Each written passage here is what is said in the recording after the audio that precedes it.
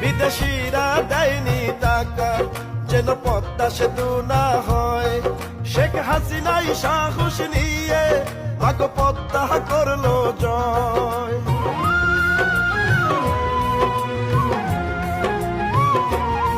মাগো শেখ হাসিনার হাতে যদি থাকে বাংলাদেশ, রাজপথের ঘরে ঘরে থাকবে শান্তির পরিবেশ।